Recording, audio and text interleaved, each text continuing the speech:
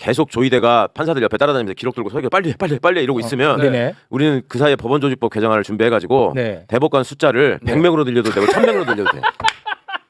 저 권성동 씨 그리고 아니 다들 그 센 말 했는데 왜 자꾸 내 말만 가지고 공개적으로 얘기합니까? 내란의 기획자. 저는 지금도 누군가 내란의 기획팀이 있어서 맞아. 전체적인 내란의 저항을 내란 세력의 저항을 조직하고 있다고 보는 쪽입니다. 네. 조이대가 저질렀으니까 싫으면 조이대 내보내고 반성하고 무릎 꿇으면 돼. 네. 그러니까 햄셌어. 나 지금 눈이 너무 아파. 그러니까 여러분은 좀 길더라도 나는 너무 부러워요. 여러분이 그냥 떠매게 들이잖아. 근데 왜 이렇게 짜증들을 내? 자 그러면은 다음 절차에 대한 부분 그리고 앞으로 대응에 대한 부분은 우리 또 두 분을 모시고 이야기를 나눠볼까 합니다. 어제 대법 선고를 생중계로 보고 뚜껑이 그냥 날아가가지고 너무너무 화가 나서 매불쇼에 나와야 된다 소리치신 분이 계셨습니다. 바로 최민희 위원장님 박수로 맞이합니다. 안 그래도 바쁘신데 지금. 너무 바쁘신데 이게 지금 워낙 중요하고 이거는 시간이 중요한 이슈니까 빨리 해결하고자 나오신 거고요. 그리고 최강욱 유튜버 함께합니다. 예, 안녕하세요. 자 그러면 다음 절차에 대한 부분 우리 또 법조인이시니까 요거는 좀 맡아주세요. 이제 대법에서 파기환송이 됐잖아요.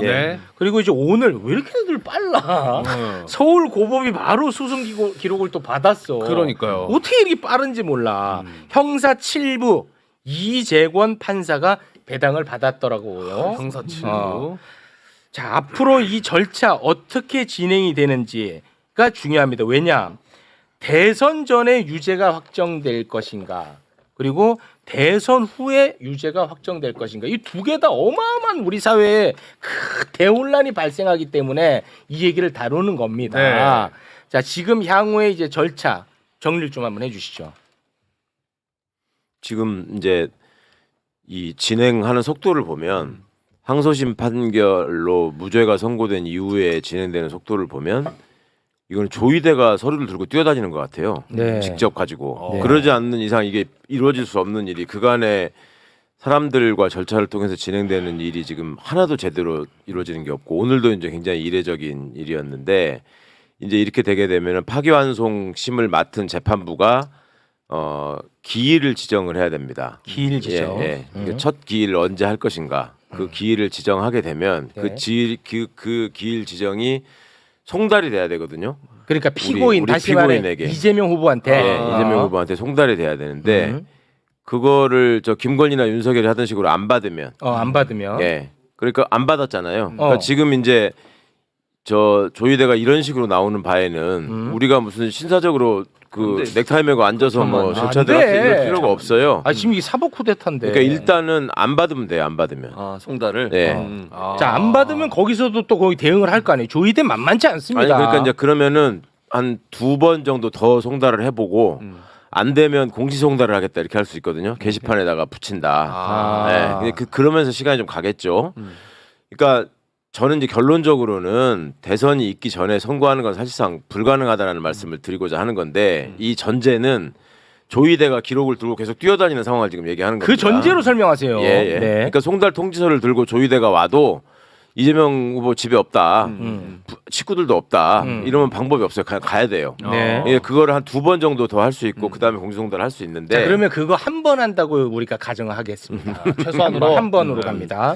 한 번 하면서 그러면 최대한 빨리 해서 한 이틀 간다 칩시다. 그냥 그날 하고 그 다음 날까지 해가지고 그러고 나면 기일 지정을 하는데 그거를 그 다음 날로 바로 지정할 수는 없겠죠. 일단 송달된 거 확인하고 그 다음 날 정도는 돼야 되겠지. 아무리 빨리 해도 다음 날로 가정하겠습니다.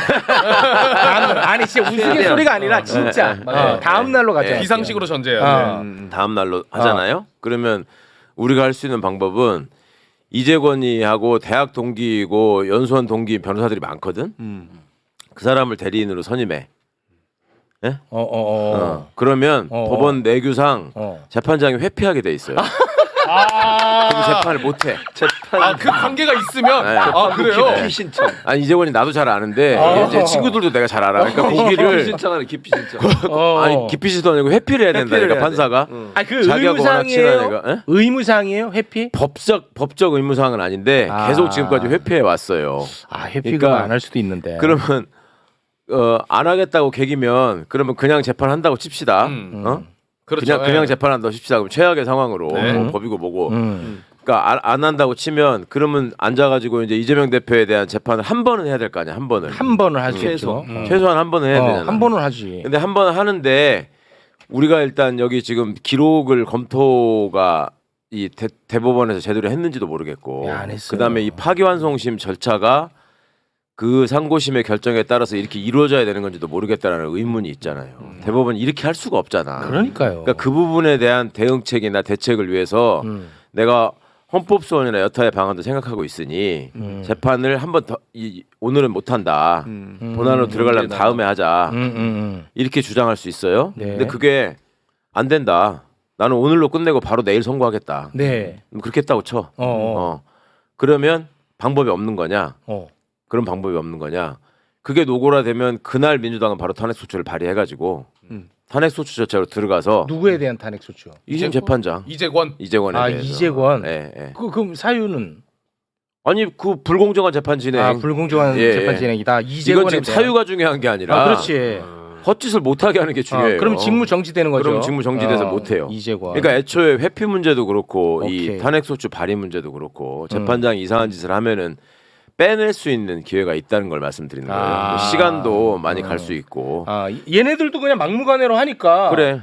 그리고 탄핵이라는 것은 있는 제도고. 그렇죠. 그래서 직무 정지를 시킨다. 네. 음. 더 막무가내로 할 것 같으면 우리도 막무가내로 하려면 일단 첫 번째로 지금 형소법 상에 저기 그 탄핵소추 절차가 정지되는 거를 명확히 하는 그러니까 대통령의 불소추 특권을 명확히 하는 조항을 지금 넣겠다고 네, 개정안 발의했잖아요. 네. 형사소송법인데 그거 말고 형법상에 아니 공직선거법상에 지금 허위사실 공표가 문제가 되고 있잖아요. 네.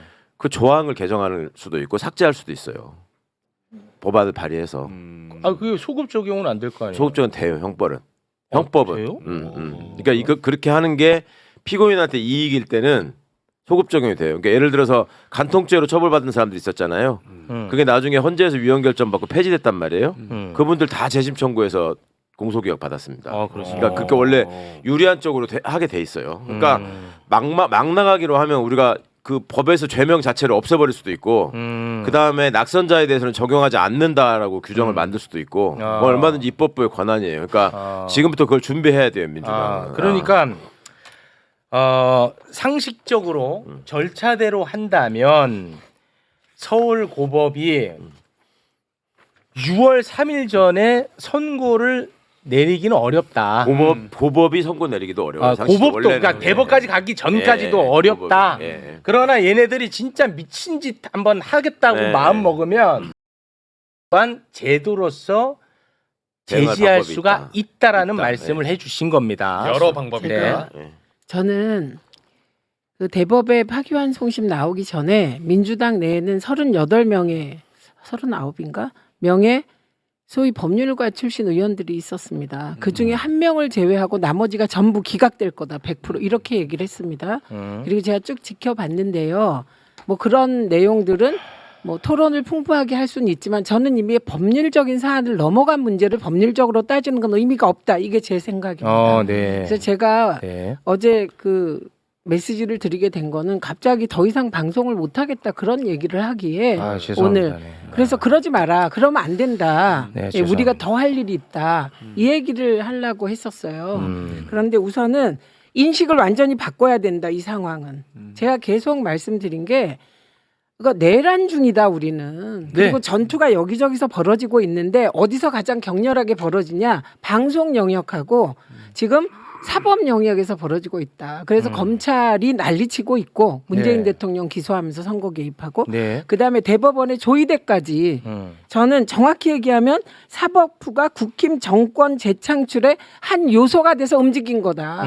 이렇게 봅니다. 네. 그러면 제일 중요한 게 국힘의 정권 재창출에 로직이 뭐냐 이거잖아요. 네네. 그거 우리 후보 없앤다라고 봅니다. 저는. 아, 그러니까 이거는 저들의 뜻이에요. 그걸 우리 막는 건 그 다음. 아니 그렇죠, 얘기고. 그렇죠. 네. 예, 그래서 이들은 제가 어제 그 조이대 판결문 읽을 때 가장 이상했던 게 처음에 이거 그 논리대로 보면 그냥 지들이 유죄 때려야 되겠더라고요. 파기 네. 자판.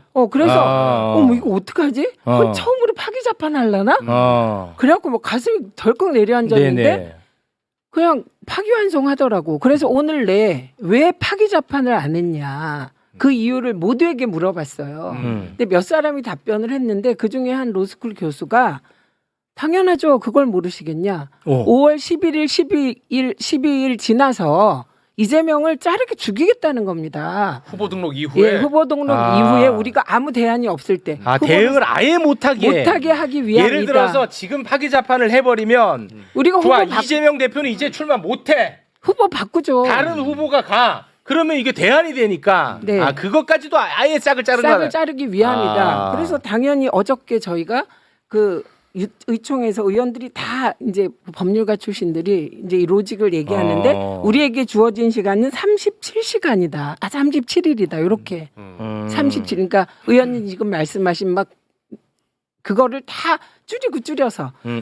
그래서 저희는 그럼 37일이면 6월 4일이다. 시간이 있다. 그러니까 6월 5일 시간이 있다. 이렇게 생각했는데 오늘 그 민주당 제가 이제 제보를 받기를 민주당이 참 답답하다. 이유는 뭐냐면 이걸 쿠데타라고 말하면서 법을 지킬 거라고 생각한다.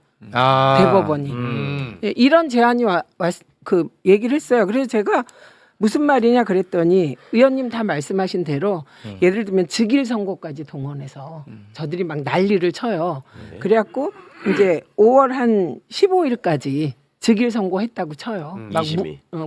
이심이 심의. 그렇게 했다고 쳐요. 고등법원에서. 그럼 우리는 그 후로 27일이 있다고 생각하잖아요. 네. 우리가 상고 의사를 밝혀요. 예. 그걸 7일 이내에 밝혀야 돼요. 상고 의사를 7일 이내에 밝혀야 되니까 7일이 확보. 7일 확보가 되는 거다. 그리고 우리가 상고 의사를 밝히면 상고 이유서를 20일 이내에 우리가 또 내야 되잖아요. 상고 이유서를 20일 이내에 내야 되니까 그러니까 우리는 20일에 내니까. 그러니까 27일이 확보됐다고 생각했잖아요. 음. 그렇게 하지 않을 것이다. 대법원이 미친 짓을 할 것이다. 불법적 행위를 할 것이다라는 거예요. 27일 확보를 안 해줄 것이다. 그래서 7일은 확보할 수밖에 없다. 왜냐하면 선고하려면 우리가 상고 의사는 밝혀야 되니까. 근데 그 20일은 무시하고 갈 것이다. 왜? 우리가 말도 안 되는 저들의 궤변이 우리가 다 알고 있어. 그건. 내용을 그래서 다 알고 들을 있어. 필요가 없어. 궤변을 하면서. 상고 이유서 그래서 필요 이제 이 없어. 불법 행위를 하잖아요. 그러면 대법원이 어쨌든 판단을 하면 그건 효력을 발생해요. 그러면 우리는 사후적으로 대응을 하잖아요. 네. 뭐 여러 가지 대응을 다 할 거예요. 법적 네. 소송을.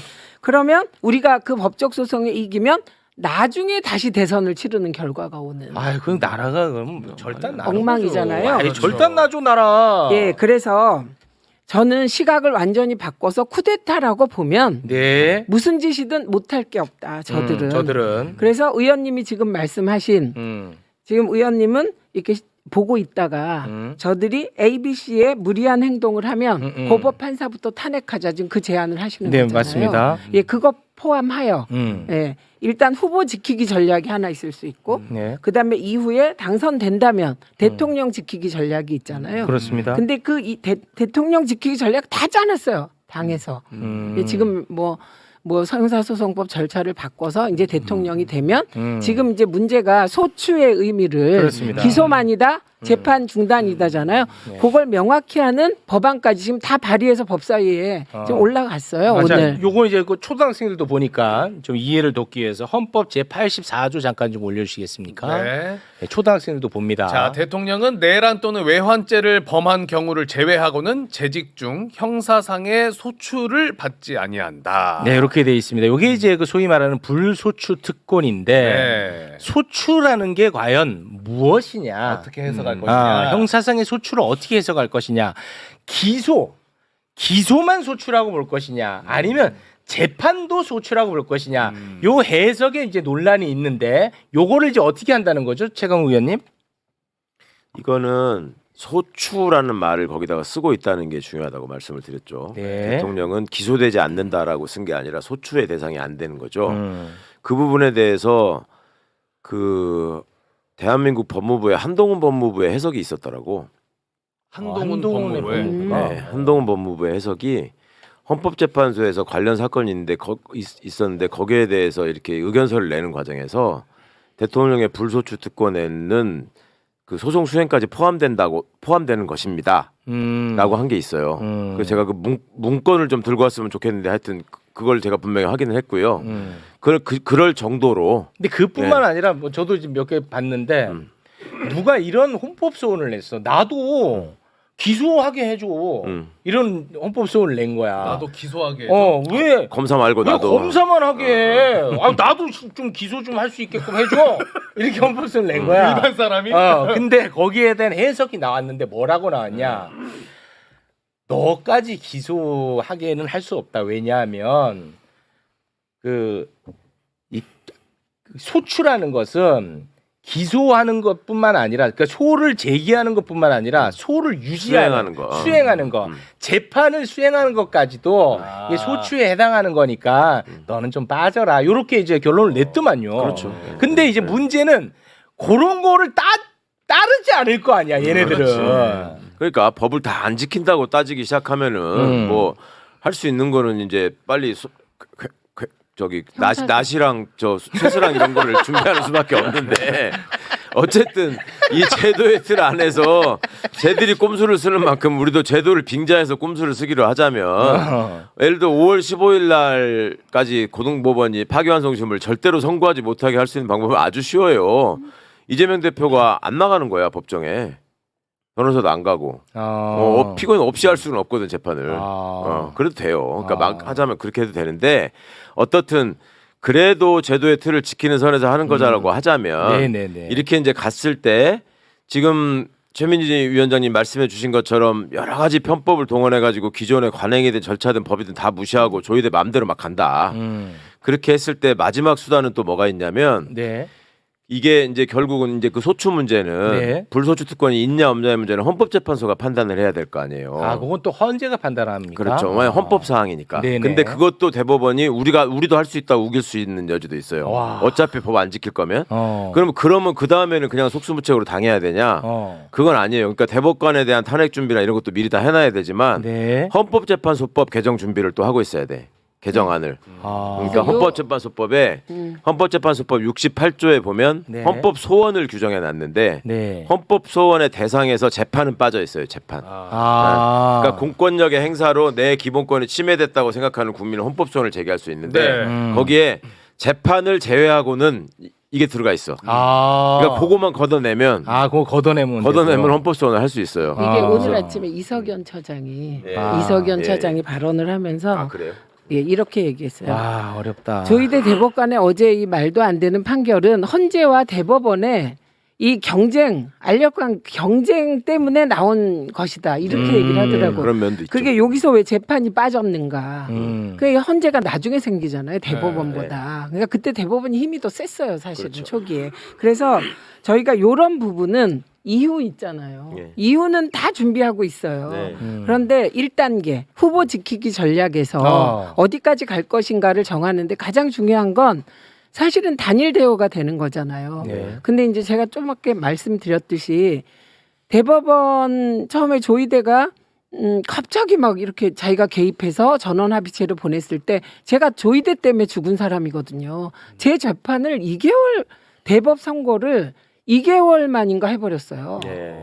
그래서 깜짝 놀랐어요. 왜 이렇게 빨리? 선거법 사건. 그때. 그 사람이 조희대가 제 주심 판사였어요. 그래서 제가 그 얘기를 하면서 이 사람 겉으로는 이렇게 표정 조용하게 있지만 실제로 미션을 확실히 수행하는 분이라고 내가 본다. 그렇게 얘기를 하고 이거는 기분이 나쁘고 조희대가 이거 이상하다. 이거는 제3의 내란일 수 있겠다고 했을 때 엄청 욕먹었어요. 이거는 100% 기각이라고. 그래서 이제 저는 이제 사법적인 판단의 영역을 넘어 국힘의 대선 전략과 윤석열이 아직 밖에 활개치고 다니잖아요. 그렇습니다. 며칠 전에 보리밥 먹었잖아요. 네. 그게 노출됐잖아요. 네. 그 왜일까? 우리가 계속 생각했는데 자기의 건재함을 보여주기 위한 것. 저 그렇게 보고 그래서 지금 그 윤석열이가 그 석방될 때였나? 갑자기 그 양승태 한번 얘기하지 않았어요? 양승태가 움직인다. 나서서 얘기했다고? 아니 아니, 언급을, 움직인다. 언급을 하지 않았어요? 예, 양승태에 대해서 뭐 고맙다고 했나 뭐 그런 얘기를 했을 그 거예요. 얘기 저도 기억나요. 그 했었거든요. 네, 뭔가 저는 다 이렇게 못 있는 봤네. 거 아닌가? 양승태 얘기를 그때 그래서 생뚱맞게 왜 양승태 얘기를 해? 막 그런 맞아, 얘기 맞아, 있었거든요 맞아, 당시에. 예, 그래서 한 가지는 이 상황이 녹록치 않다. 그리고 대선이 끝나도 계속해서 이재명 대통령 시대를 흔들 것이다. 뭐 그렇겠죠. 그런데 그 이후에는 우리가 준비를 촘촘하게 하고 있다. 그런데 이 후보 지키기 과정에서 그거는 지금 문제니까. 예, 요건 지금 문제고 후보가 없어지면 소용이 없는 거잖아요. 그렇습니다. 그래서 이게 우리가 이제 민주당이 극복해야 될 게 우리는 법 질서를 지키면서 중도에게 잘 보이면서 표도 얻으면서 이 상황을 넘기려고 하는 예, 그런 분위기는 이제 없애려고 합니다. 그리고 이거라는 거잖아요. 국힘에서 늘 얘기했죠. 자기들이 이긴다고. 네. 이재명이 아크로폴리스 아니 들어가면서 아크로 비슷하. 아크로폴리스. 윤석열은 폴리스랑 가장 윤석열이 아크로비스타 들어가면서 다 이기고 왔다고 한 이기고 거를 왔다고 한 게 그걸 이재명이가 아크로폴리스를 들어갔네. 윤석열이 그렇게 했잖아요. 그리고 보리밥집 가서 유유자적하게 다니고 이게 자기로서는 마지막까지 저항하고 복귀의 의사를 명확히 밝힌 것이고 네. 그런데 저들이 우리가 한다 이긴다 그 이유가 뭐냐면 민주당은 중도 전략으로 가고 있다. 그래서 절대로 판사 탄핵까지는 못할 것이다라는 게 밑바탕에 깔려 있다는 겁니다 지금. 그런데 의원님이 말씀하신 그런 대비를 안 해주면 그렇습니다. 당한다는 네. 거예요. 그러니까 저는. 미리 준비해야 될 법안 또 하나 있어요. 그러니까 지금 3개 말씀드렸어요. 네. 형사소송법, 공직선거법, 헌법재판소법. 그다음에 또 하나가 법원조직법이 있어요. 그러니까 헌법재판소의 재판관이 9명이라 그러잖아요, 우리가. 네. 대법원은 대법관 13명에 대법원장까지 해가지고 14명이라 그러고 헌법재판소 재판관을 9명이 하는 거는 헌법에 써 있어요. 헌법에. 그건 헌법 개정 사항이야. 아, 네네. 대법관 숫자는 법률 개정 사항이야. 그건 법원조직법에 있어요. 오. 그러니까 계속 조이대가 판사들 옆에 따라다니면서 기록 들고 서기 빨리 해 이러고 있으면 네네. 우리는 그 사이에 법원조직법 개정안을 준비해가지고 네. 대법관 숫자를 100명으로 늘려도 되고 1000명으로 늘려도 돼. 아 진짜로? 대법관 숫자를 늘려가지고 그럼 이거는 걔네를 소수 의견으로 만들어. 이게 가능해요. 와, 그래서- 아니. 진짜 웃기다니까. 아니 이게 100명이 아니 이게 역사적으로 있었던 일이야. 이게. 의원님 아, 100명이라고 하니까 웃는 거고 아, 제가 이걸 웃겨. 20명 이상으로 할 수 있습니다. 아니요. 실제로 헌법재판소가 있는 독일에 대법관 숫자가 300명이 넘어. 실제로. 실제로. 네, 그리고 이렇게 독일이 대법원이 개길 때 대통령이 가만히 당하고 있지만 않겠다라고 해서 실제로 있었던 게 미국의 루즈벨트 대통령 있잖아요. 네.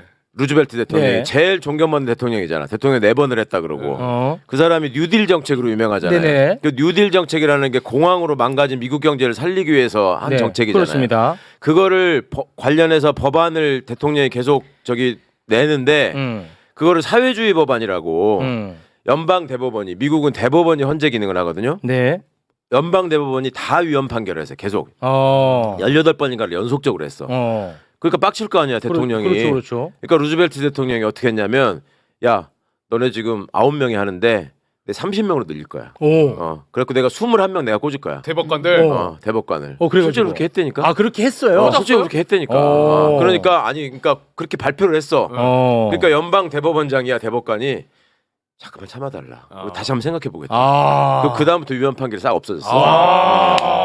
아니 그래서 실제로 그렇게 했다고. 근데 저는 그래서- 아니 요거는 제가 꼭 말하고 싶은 게 뭐냐면 이런저런 아이디어들 있잖아요. 지금 뭐 의원님이 말씀하신 아이디어 이거는 다 위원장님. 검토하고 있는 거예요. 아니 근데 이런 얘기를 많이 해야 돼. 해야 왜냐하면 돼요. 그래야 그들이 우리가 그냥 당하지 않는다. 예, 그럼 압박을 받아요. 이거는 네. 반드시 얘기를 되게 시끄럽게 해야 돼. 맞아, 맞아. 예, 제가 지금 나온 것은 그래서 상황이 녹록지 않다. 네. 예, 그래서 지금 말씀하신 대로 예, 준비를 다 하고 있겠죠. 근데 이거를 시시하냐 공개적으로 하냐 공개적으로 해야 판단의 돼. 차이가 있는데 저는 공개해야 된다고 공개해야 생각합니다. 된다니까요. 그리고 예. 중도는 제가 이거 확실히 말하고 싶은 게 중도는 센 쪽, 확실한 쪽, 네. 예, 집권에서 잘 이끌어갈 능력이 있어 보이는 쪽을 택하는 거지. 네. 조심하고 예쁘게 보이려고 하고 이런 쪽 택하는 게 아니다. 네. 이 점 말씀드리고 싶고, 그 다음에 이제 그러니까 그래서 이게 지금 불안해하실 텐데 녹록하진 않다. 그렇습니다. 그러나 지금 민주당이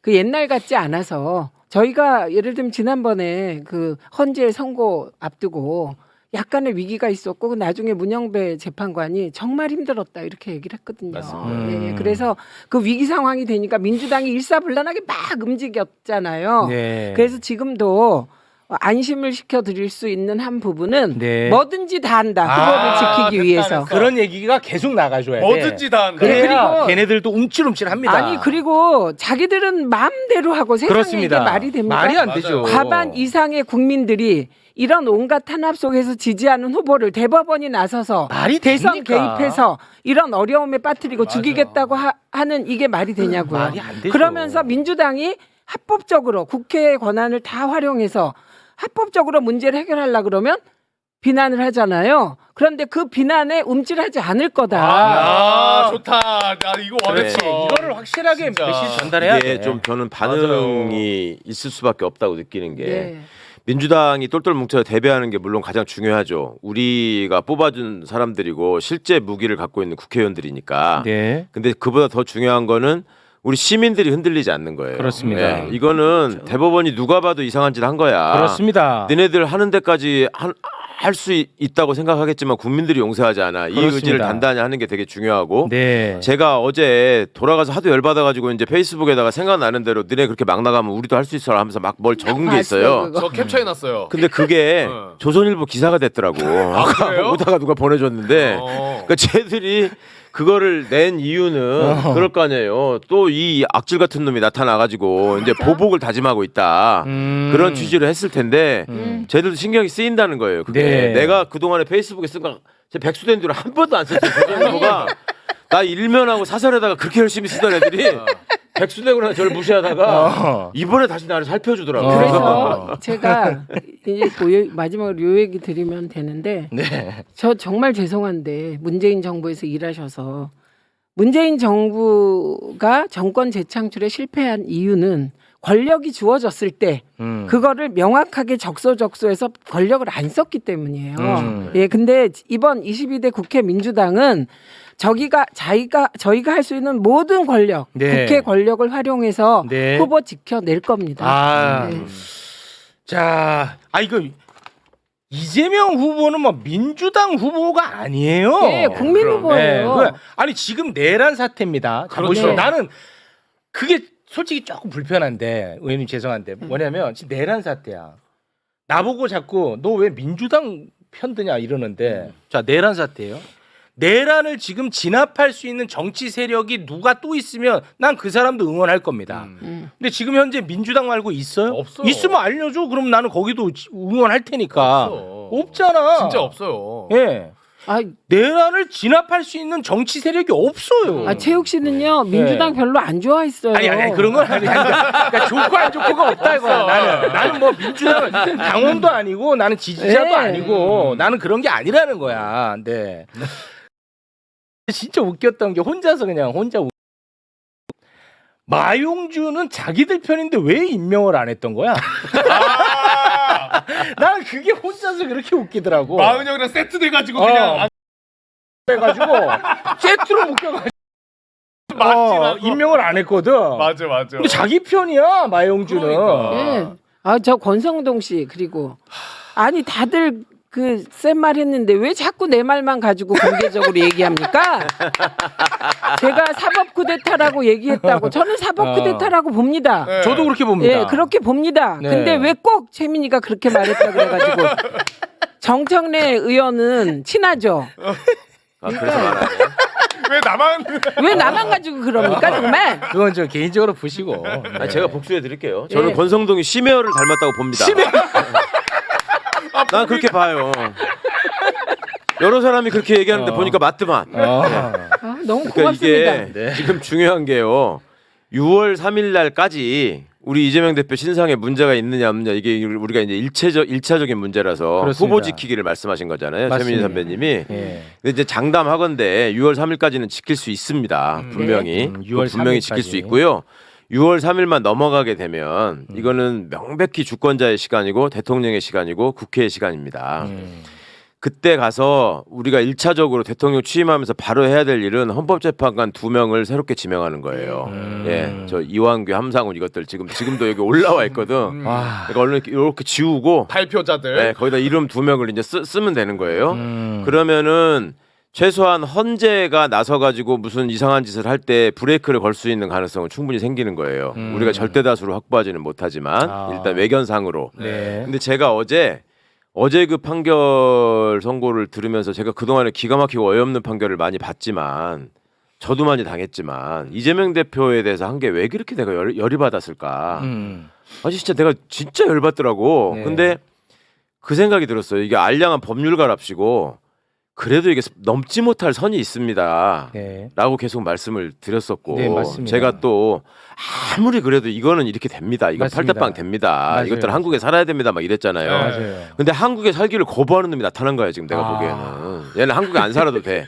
이재명이 대통령만 안 될 수 있으면 어제 한 짓은 정말로 그래가지고 제가 내 후배들 중에 TK 출신으로 법원 고위 법관으로 조의대 좋아하는 애들한테 전화를 해봤어. 네. 너 이거 어떻게 생각하냐? 네네네.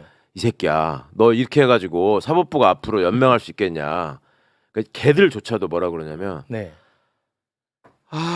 그 뭐라고 이제 변명하다가 나한테 욕 먹었어. 네. 그래서, 그러니까 가장 큰 문제가 네가 보기에 도저히 이거는 좀 민망한 문제가 뭐 하나도 없어? 그랬더니, 너무 빨리 했죠.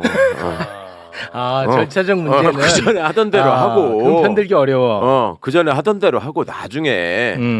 대통령 불소추 특권 원래 있던 사건에는 없다고 우기면서 가도 될 일을 네. 이렇게 해가지고 사법부 전체를 완전히 지금 나락으로 떨어뜨리고 있다. 이거를 법 판사들도 인식을 하고 있어요. 그러니까 조희대가 정말 황당한 짓을 한 거예요. 이게 심우정이가 윤석열이 풀어준 것보다 더 황당한 짓을 한 거고요. 이 법조에서 느끼기에는. 그리고 네. 제가 어저께 뭐랄까 좀 이렇게 절망적이라고 느꼈던 거는 그 9 난장이들 조희대가 이렇게 하자고 그러니까 쭉 따라가는 놈들 있잖아요. 아니 그리고 이것도 어떻게 좀 면피라도 하려면 한두 명은 빠져나왔어야지. 네. 어떻게 윤석열이가 임명한 것들이 다 그대로. 거기에 세트로 있고 다시 사진 올려주세요. 아니 그래서 제가 이게 윤석열의 부하들의 사법 쿠데타다. 네. 조희대는 맞아요. 그 내란의 하수인이다. 그러니까 이렇게 얘기를 하는 조희대는 거예요. 마음을 먹은 거예요. 그러니까 예. 그 TK 출신의 고위법관이 뭐라고 하냐면 아니 근데 하던 대로 하면 되는데 왜 이렇게 했을 것 같아? 그러니까 아니 솔직히 말해 정해놓고 한 거죠. 네, 대법원장이. 그렇죠. 그렇지 않으면 이렇게 할 수가 없죠. 네. 걔들도 인정한다니까. 네. 그러니까 이런 식으로 맘먹고 막 이렇게 막무가내로 나오니까 그러면 너네도 막무가내로 한번 당해봐라. 우리가 너 막무가내로 해줄게. 이게 이제 필요한 거예요. 네. 그래서 그 전부터 양승태 이전부터도 대법원의 수건 사업이 뭐냐면 사건이 너무 많다. 대법원에 사건이 너무 많으니까 판사 들려달라고는 절대 안 해요. 사건이 대법원을 못 올라오게 어떻게든 못 올라오게 하는 방법을 얘들이 계속 강구하고 있었거든. 그 와중에 판사 늘리라고는 안 하고. 아니 일이 많으면 사람 들려주면 되잖아 원래. 그렇지. 그리고 외국은 대법관이 100명 넘는데 많단 말이에요. 그러니까 그거는 또 죽어도 반대했거든. 그렇지. 그 왜냐하면 숫자가 많아지면 위상과 권위가 떨어진다고 생각하기 그렇죠. 때문에 그래. 걔들 월급이 중요한 게 아니야. 맞습니다. 나중에 변호사 도장값이 중요한 거지. 예. 그러니까 이런 식으로 했을 때 우리가 6월 4일 날 어떻게든 이재명 대통령을 만들어서 취임하게 되면 저 대법관 숫자 늘려야 돼요. 진짜. 아니 그러니까 제가 안심시켜 드린다는 게 그냥 한 말이 아니고 다 준비하고 있습니다. 네네. 지금 말씀하신 알겠습니다. 거는 예, 알겠습니다. 그런데 이제 우리 이제 시청자 국민 여러분께서는 화나시면 이퀄라이저 1, 2, 3 영화 보시면서 예, 그러면서 저희가 이제 조중동이랑 막 또 막 그 할 거 아닙니까? 네. 그럴 때 아이, 그럼- 전 국민이 언론이 되어서 그렇습니다. 제압해 주십시오. 네, 의원님. 그거 요거 한번 좀 살펴봐 주시면 안 될까? 이게 좀 아까 내가 양승태 얘기했잖아요. 그거 네. 잠깐 뭐 소개를 해줘봐. 윤석열이 석방되고 나서 윤상현이가 이제 윤석열이 한 말을 전한 거예요. 석방됐을 때 뭐라고 얘기했냐면 구속 기간 동안 많이 배웠고 양승태 전 대법원장과 임종헌 전 법원 행정처장 등이 떠올랐다. 요 발언을 이렇게 했거든. 제일 생각이 많이 났다고 생뚱맞게 얘기를 했거든요. 야, 근데 내가 이 얘기가 갑자기 왜 뇌리를 스치냐면 지금 대법관 10명들이 각자의 생각들이 모여가지고 이 결과를 만들어냈다고 생각하지 않거든요. 그렇죠. 예, 저도. 그러니까 양승태가 떠오른 거야. 뭔가 큰 힘이 작동을 해서 그들의 카르텔이 지금 움직인 거 아닌가? 난 요거를 좀 의심하고 싶어요. 아니 좀 부탁 좀 드리겠습니다, 진짜요. 예, 거기까지 저희가 예. 접근을 못했다고 얘기하는 게 용산 내에 내란의 기획자. 저는 지금도 누군가 내란의 기획팀이 있어서 맞아. 전체적인 내란의 저항을 뭐 있어, 내란 내가 세력의 볼 저항을 때. 조직하고 있다고 보는 쪽입니다. 네. 저는. 그래서 전적으로 동의하고 네. 그리고 우리 지금 파헤치려고 막 여러 단위가 움직이고 있거든요. 네. 그런데 그 조직이 우리가 사법권이 없으니까 수사권이 없으니까 그렇죠. 예, 거기까지 도달을 못했는데 네. 다 비슷한 문제 의식으로 네. 의원님들이 뛰고 있습니다. 아유, 제가 고맙습니다. 한 가지만 좀 네. 설명드릴게요. 일단 대법관 숫자 늘리는 거 하고 그다음에 헌법재판소법을 개정해가지고 재판도 헌법소원의 대상으로 만들고 그러면 대법원은 헌재 밑으로 들어가는 겁니다. 이제. 그럼 사심제가 되는 네, 거예요. 헌재가 최종심이 되는 거예요. 네. 조희대가 저질렀으니까 싫으면 그렇지. 싫으면 조희대 내보내고 반성하고 무릎 꿇으면 돼. 그럼. 그러니까 그렇게 한다는 결기를 확실하게 민주당이 보여줄 필요가 저는 있다고 아, 생각하고. 진짜 너무 좋고요. 자, 아까 이제 양승태, 임종원 부분 말씀하셨으니까 너무 좋고요. 저는 맥락상 그게 떠오릅니다. 윤석열이가 양승태, 임종원을 구속한 당사자예요. 맞아요. 근데 그 대가를 치른 사람들은 문재인 정부 사람들이에요. 특히 조국하고 저예요. 이거를 민정수석실에서 기획해가지고 사법부를 친 거다라고 얘들이 생각해요. 맞아. 윤석열이는 그냥 어떻게 하수인이라고 말도 안 하면서 그냥 이렇게 지워져 있어. 맞아. 주역이 조국하고 저예요. 어. 얘들이 볼 때는. 그렇지. 그러니까 윤석열이는 그 얘기를 통해서 어필한 거예요. 법원에다가 지 재판을 법원이 해야 되잖아요. 그러니까 나는 사실 양승태 저 임종원 불쌍하게 생각하고 내가 반성한다. 박근혜한테 절하듯이. 근데 그냥 문재인 정부가 한 거다라는 그렇지. 식의 얘기를 한 거고 맞아. 내 재판은 봐주라라는 얘기를 한 거고 또 하나 뭐냐면 양승태 임종원하고 함께 근무하면서 그때 당시에 이거 너무하는 거 아니야? 우리한테 이럴 수 있어? 그게 우리가 억울해가 아니라 감이라는 말을 붙이면서 이것들이 이럴 수 있어? 라고 했을 대표적인 사람이 조희대고 지금 대법원에 있는 유일한 사람이 조희대예요. 그리고 지가 대법원장으로 지명해서 임명한 사람이 조희대예요. 그러니까 윤석열이는 조희대 들으라고 이거 한 얘기인 것 같아요.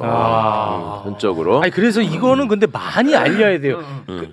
진짜로 이 얘기는 공공연하게 떠돌아다니는 얘기인데 문재인 정부는 가장 잘못한 게 사법부를 적으로 돌렸다. 네. 이 얘기를 많이 한단 말이죠. 아니에요. 네. 근데 윤석열이가 한 거란 말이야. 글쎄요. 윤석열이가 그걸 누가 문재인이 지시하고 조국이 전화하고 해서 내가 한 개라도 있으면 덜 억울하겠어. 그러니까 그걸 알려야 돼요. 전혀 없는 거를 지들끼리 이렇게 생각해. 네. 이유는 뭐냐? 문재인은 서울법대 나온 사람이 아니고 조국은 변호사 자격이 없는 사람이다. 그러니까 지들을 친 거다. 이것들의 로직은 그런 거예요. 실제로 그래요. 그러니까 이런 부분에 대한 윤석열이 나름대로의 일종의 동료의식을 자극하면서 나 봐주세요 이 얘기를 한 것이고 네. 이거 설명 아까 하셨나요? 그 서보학 교수님이 20일도 그냥 무시할 거다 상고유서 제출 기한 20일도 예, 좀 아까 했잖아요. 그것 때문에 파장이 일던데 예, 일고 예, 있어요. 예. 그거는 정리되셨죠? 정리. 그러니까 막무가내로 이제 아니 쿠데타일 때 가능하다. 쿠데타일 때는 예. 20일도 무시하고 상고유서 제출 안 해도 그냥 판결해버리겠다. 네. 이럴 수 있다는 걱정을 하시잖아요. 그렇죠, 그렇죠. 그거는 조금만 생각해 보면 그렇게 하는 거는 진짜로 이제 꽃경이하고 새스랑 들어야 돼요. 왜냐하면 우리가 파기 자판은 못한다 조이대가. 네. 제가 처음부터 말씀드렸잖아요. 네네. 너무 상식적이다. 그게 뭐라 그랬어요? 무죄를 해가지고 상고심으로 올라오면 양형을 2심에서 판정한 적이 없기 때문에 애초에 대법원이 거기 관여해가지고 양형을 정해버릴 수가 없는 것이다. 기초가 없는 것이다라고 말씀드렸잖아요. 네. 이거 파기 자판을 못했잖아요. 그렇습니다. 그런데 이게 지금 이 20일을 허용을 안 할 수가 없는 게 뭐냐면 지금 상고심 재판을 대법원이 했잖아요. 네. 그래서 파기환송한 거잖아요. 네. 누가 상고한 거야 그거? 검찰. 검찰이 했죠. 네. 그럼 이번에 파기환송심 돌아가잖아요. 네. 그래서 거기서 만약에 어거지로 이재명을 실형 선고하고 아예 법정 구속을 했다고 칩시다. 네. 그럼 누가 상고하는 거예요? 그 피고인 이재명. 이재명이 상고하는 거잖아요. 네. 이재명이 상고한 거에 대해서 한 번도 판단한 적이 없어요. 대법원이. 그리고 심판의 대상이 달라져요. 그러니까 대법원이 그러니까 그렇게 했을 때가 얼마나 잘못되고 무리한 건지를 알아야 우리가 확실하게 막무가내로 우리도 대응할 수 있잖아요. 네네. 그러니까 그렇게 말도 안 되는 짓을 할 수 없다는 말씀을 드리는 거예요. 알겠습니다. 그러니까 네. 이건 이제 최소한의 사법적인 절차. 그렇지. 그 피고 방어권을 줄 거다 최소한인데. 네. 근데 그것마저도 그때 무시할 따는- 거를 우리는 예, 염두에 두자. 저희는 네, 염두에 오케이. 두고 최악을 준비해야 한다. 오케이, 그러니까 알겠습니다. 그래서 그것까지 무시하면 진짜로 최선랑이다. 그렇습니다. 예, 예. 네, 알겠습니다. 네. 자, 두 분 화이팅입니다. 진심으로 예, 고맙습니다. 예. 화이팅입니다. 고맙습니다.